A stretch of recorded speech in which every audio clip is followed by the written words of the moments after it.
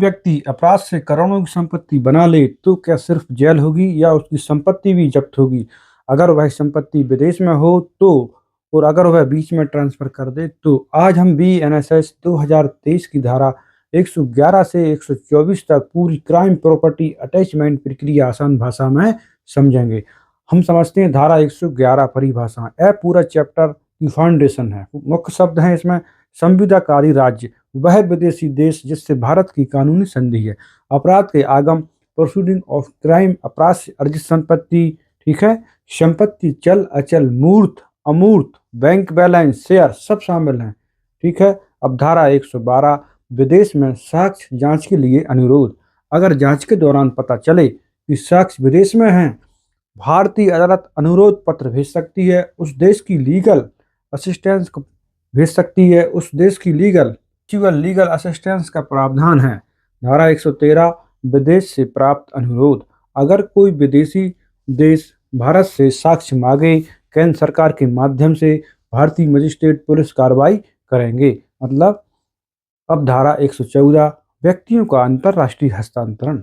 अगर किसी आरोपी को विदेश में गिरफ्तार करना हो या भारत लाना हो तो प्रक्रिया केंद्र सरकार के माध्यम से होगी, ठीक है। धारा 115 संपत्ति की कुर्की और समर्पण में सहायता। अगर कोर्ट को लगे कि संपत्ति अपराध से अर्जित है, वह कुर्की का आदेश दे सकता है। अगर संपत्ति विदेश में है तो वह अनुरोध भेजेगा। धारा 116 अवैध अर्जित संपत्ति की पहचान।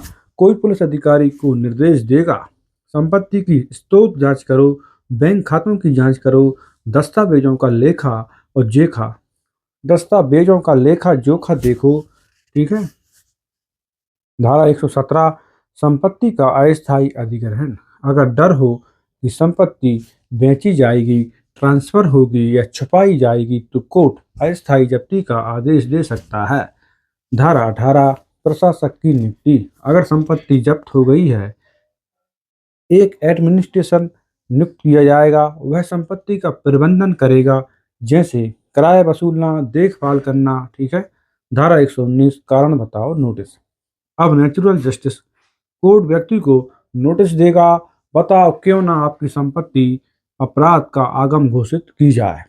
30 दिन का अवसर दिया जाएगा। दस्तावेज पेश करने का मौका होगा। धारा 120 संपत्ति का समर्पण के बारे में है। अगर कोर्ट संतुष्ट हो जाए कि यह संपत्ति अपराध से अर्जित है तो वह आदेश देगा, संपत्ति केंद्र सरकार को समर्पित हो जाएगी। धारा 121 समर्पण के बदले जुर्माना। अगर संपत्ति का कुछ हिस्सा ही संदिग्ध है, यानी पार्टली है, तो कोर्ट विकल्प दे सकता है कि इतनी राशि आप जुर्माने में जमा करो और संपत्ति अपनी वापस ले लो। धारा 122 ट्रांसफर शून्य होगा। अगर नोटिस के बाद व्यक्ति संपत्ति किसी और को ट्रांसफर कर दे तो वह ट्रांसफर अवैध माना जाएगा। धारा 123 अनुरोध पत्र की प्रक्रिया। अगर केंद्र सरकार अनुरोध भेजेगी, केंद्र सरकार के माध्यम से भेजेगी, प्रॉपर चैनल से भेजेगी। धारा 124 अध्याय का लागू होना। केंद्र सरकार अधिसूचना द्वारा बताएगी कि किन देशों पर यह अध्याय लागू होगा और किन किन शर्तों पर होगा। धारा 111 से 124 आपको समझ में आ गई हो तो क्राइम प्रॉपर्टी कन्फेक्शन का पूरा कॉन्सेप्ट क्लियर हो गया। जुडिशरी, एडीपीओ, एसआई सबके लिए बेहद इम्पोर्टेंट है।